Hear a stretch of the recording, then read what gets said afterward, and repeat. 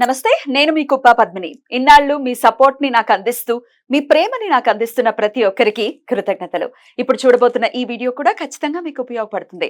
Like, share and subscribe చేసి మీ ఇష్టాన్ని అలాగే మీ సపోర్ట్ ని నాకు అందించండి. అలాగే ఈ వీడియో పట్ల మీ అభిప్రాయాన్ని కమెంట్ సెక్షన్ లో కమెంట్ చేసి నాకు తెలియజేయండి.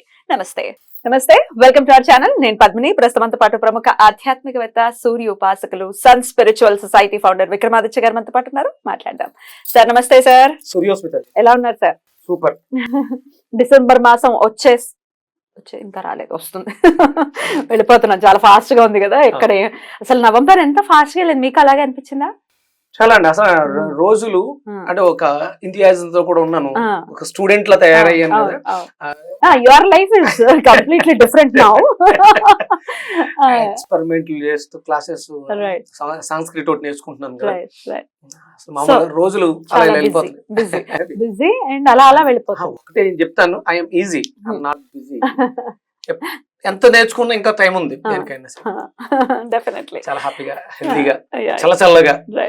కార్తీక మాసం కూడా ఇక చివరాంకంలోకి వచ్చేసాం. కార్తీక మాసం, కార్తీక అమావాస్య రాబోతోంది. ఆదివారం అమావాస్య. అద్భుతం కదా. అయితే శనివారం మధ్యాహ్నం అమావాస్య ఘడియలు మొదలు కాబోతున్నాయి. సూర్యోదయానికి ఒకవేళ ప్రామాణికంగా చూసుకుంటే కనుక ఆదివారం అమావాస్య, లేదంటే శని అమావాస్య, రాత్రిపూట అమావాస్య ఉండాలి అని కూడా అనుకుంటే. మీరైతే ఎట్లా యూటిలైజ్ చేసుకుంటారు?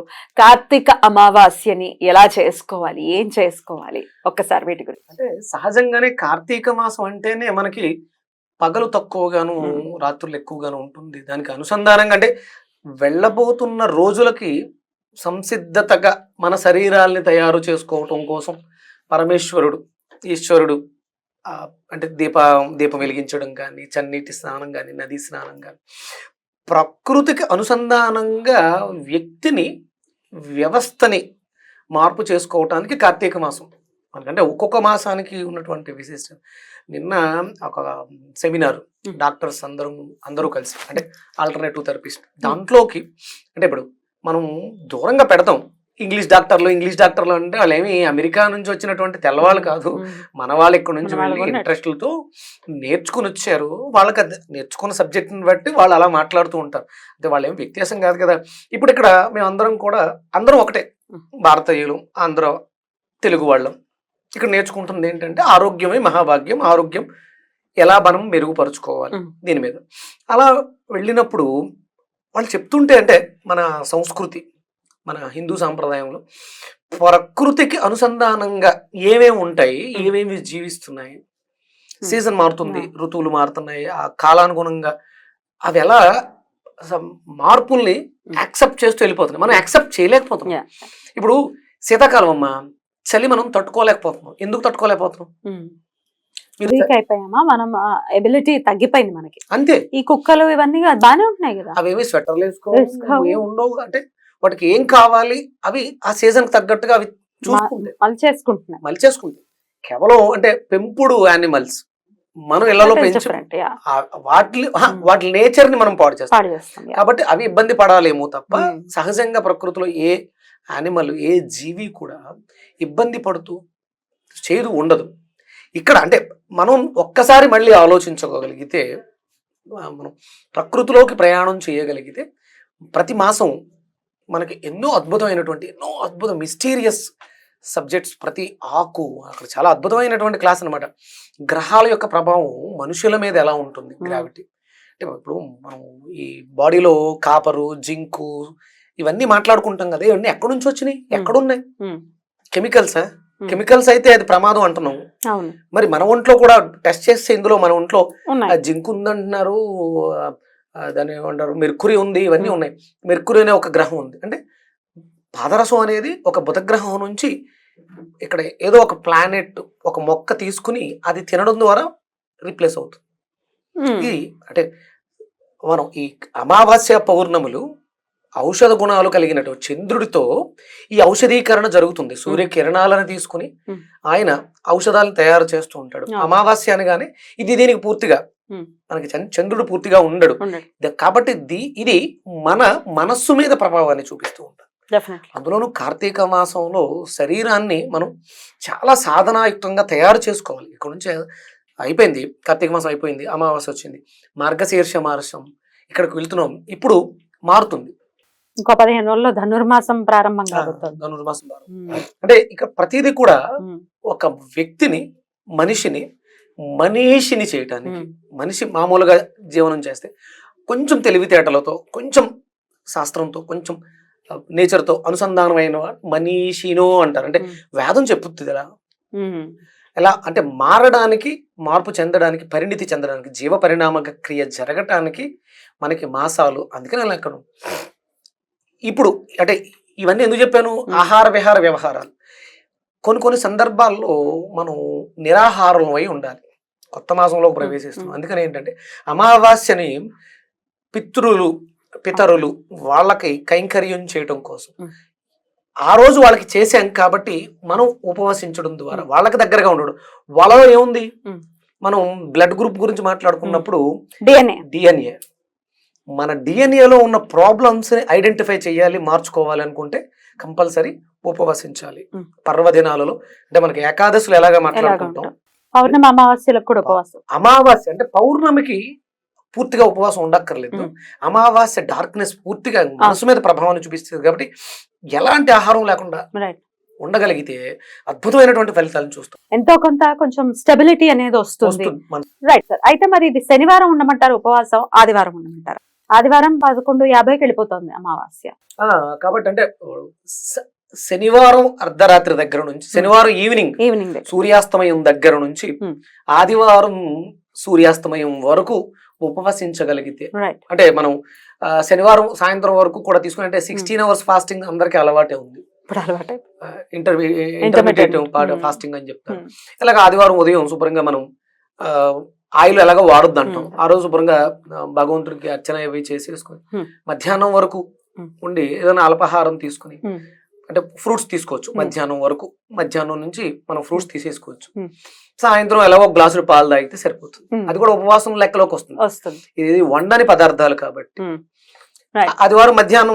శనివారం మధ్యాహ్నం మంచిగా శుభ్రంగా సుష్టుగా మనకు నచ్చినటువంటి వెజిటేబుల్ ఆకుకూరలతో మంచి భోజనాన్ని తీసుకుని, మళ్ళీ ఆదివారం మధ్యాహ్నం వరకు ఎలాంటి ఆహారం తీసుకోకుండా, ఒకవేళ దాహం అనిపిస్తే గోరువెచ్చటి నీళ్లు, అంటే నీళ్ళని బాగా మరగబెట్టి 50% బాగా మరిగిన నీళ్ళని, 50% వేడి నీళ్లు, 50% రూమ్ టెంపరేచర్ ఉన్న నీళ్లు మిక్స్ చేయాలి.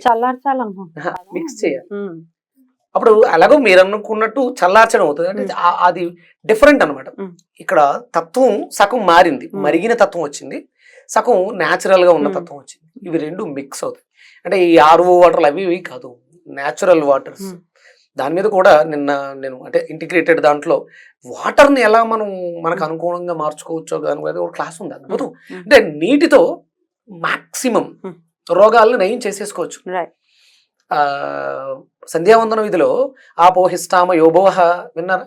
నీళ్ళని ఉదకాలని జల్లు కొంచెం ప్రోక్షణ, అసలు అది స్నానం కన్నా అద్భుతం అమ్మా. జలంతో చేయలేని పనులు లేవు. ఆ మంత్రానికి కూడా పవర్ ఉంది. మంత్రాన్ని జలాన్ని సంపుటీకరణ చేయడం ద్వారా బాహ్యంగాను అంతరంగాను శుద్ధి చేసుకోవడం ఎంత అద్భుతం శాస్త్రం, వేదం. Right sir. అయితే సాధన విషయంలో అంటే ఉపవసించమని అంటున్నారు ఎలాగో, అలాగే దేవతారాధన విషయం కూడా చెప్పండి. ఎట్లా ఏ దేవతని ఖచ్చితంగా ఆరాధన చేసుకోమంటారు కార్తీక అమావాస్య నాడు? ఎందుకంటే మనం ఆరాధించాల్సింది అంటే కర్మ కారకుడు, కర్మ చూస్తుంటాడు ఆయన, శనేశ్వర్ల వారు. శనివారం అంతా కూడా నామస్మరణ, శనేశ్వర్ల వారి నామస్మరణ, సాయంత్రం మామూలుగా సంధ్యా సమయంలో దీపం పెట్టుకోవటం, ఇవన్నీ చేసుకుని ఏదైనా మీరు వెంకటేశ్వర స్వామికి సంబంధించిన స్తోత్రాలు చదువుకోవచ్చు. ఇక మర్నాడు పొద్దుట ఆదివారం సూర్యారాధన, అమావాస్య ఆదివారం విశేషమైన తంత్ర సాధకులు కూడా చాలా విశేషంగా ఈ సమయాన్ని వినియోగించుకుంటారు, అస్సలు వదలరు అని అంటారు. తంత్రం అంటే భయపడాల్సిన అవసరం ఏం లేదు, మంత్ర తంత్ర యంత్ర ఆలోచన మంత్రం అవుతుంది. దాన్ని ఈ దేహం అనే యంత్రంతో చేసే పనినే తంత్రం అంటారు. అంతే ఇవి అనుసంధానమైన మంత్రము యంత్రము అనుసంధానమై చేసే సాధనే తాంత్రికం, తంత్రం అయింది తప్ప అదేదో నిగూఢంగా చీకట్లో చేసేది క్షుద్ర పూజలు. ఇంకా భయపడుతూ ఒక యజ్ఞం చేయడం కూడా తంత్రమే అవుతుంది. సామవేద దాన దండోపాయాలు అంటే ఒక పనిని మనం సాధించుకోవడానికి వెళ్ళే మార్గాలు ఎలా అయితే ఉన్నావో మనం దైవిక శక్తిని మనలో ఉన్నటువంటి మనం మనలో ఉన్న శక్తిలోంచి దైవిక శక్తిని తీసుకురావాలంటే మనం తంత్రాన్ని వాడుకోవాలి. కంపల్సరీ ఏదో ఒక ప్రక్రియ చేయాలి. ఆ చేసే ప్రక్రియనే తంత్రము. ఆదివారం అమావాస్య వస్తోంది కాబట్టి ఈ ఏవైనా సేకరించే విషయంలో మూలికలు గాని నా ప్రశ్న అలాంటివి ఏమైనా సేకరించుకోవచ్చా? సేకరించుకుని దాచుకోవడం ద్వారా ఎటువంటి ఫలితాలను పొందుతాం అనేది ఒకసారి. మనకి అంటే ఇప్పుడు సిటీస్ లో దొరకవు, కానీ దొరికితే దర్భల సేకరణ విశేష ఫలితం ఇస్తుంది. దర్భ ముడి అంటే గాలి వేచినప్పుడు దర్భలు పైకి వచ్చిన కొసలు ఇలా లింక్ పడి ఒక ముళ్ళు పడతాయి. ఆ దర్భల్ని సేకరించి ఉంచుకుంటారు. నా దగ్గర ఉన్నాయి, 4 ఏళ్ళు 5 ఏళ్ళు అయింది. దర్భ వేర్లతో సహా ప్రత్యేక దినాలలో తీసుకొచ్చి వాటిని శుభ్రంగా కడిగి పసుపు రాసి ఒక చోట అంటే ఒక కట్ట కింద కట్టి గుమ్మానికి తగిలిస్తాం. గుమ్మం పైన తగిలిస్తే లక్ష్మి ప్రవేశిస్తుంది. మా ఇంట్లో పైన గుమ్మానికి ఉంటాయి. దర్భల్ని ఆ రోజు సేకరించి తెచ్చుకోమంటారా? తెచ్చుకోవచ్చు. ఒకవేళ ఇప్పుడు కోసి తెచ్చుకోవడం కాకుండా ఈ పూజా స్టోర్స్ లో దొరుకుతాయి దర్భలు మామూలుగా, అవి తెచ్చుకోవచ్చా? అదే ఇంకా ప్రత్యామ్నాయం. ఉన్నవాళ్ళు మాత్రం సమూలంగా వేర్లతో సహా తెచ్చుకుంటే ఒక 2-3 దర్భలు తీసుకొచ్చి శుభ్రంగా అంటే అక్కడ ఏదైతే చేస్తున్నామో దృష్టి పెట్టుకోండి. అక్కడికి వెళ్ళి నమస్కరించి భక్తితో ఇప్పుడున్నటువంటి కలియుగంలో మేము అనుభవిస్తున్నటువంటి బాధల నుంచి మాకు విమోచన కలగాలి, మాకు శక్తి కావాలి, వాటిని విడిపించుకునే ఆ బంధనాలు విడిపించుకునే శక్తి కావాలని ప్రార్థించండి. అలాగే ఉత్తరేణి ఇప్పుడు ఎక్కడ పడితే అక్కడ దొరుకుతుంది. ఉత్తరేణి ఆకుల ఉత్తరేణి వేర్లా మొక్కను కూడా తీసుకొచ్చి ఆ పైన కంకులు ఉంటాయి. ఇప్పుడు ధాన్యం వస్తుంది, ఆ ధాన్యాన్ని శుభ్రం చేసుకుని దగ్గర పెట్టుకోవచ్చు. అలాగే ఆ ఆకులని శుభ్రం చేసి ఓ పక్కన పెట్టుకోవచ్చు.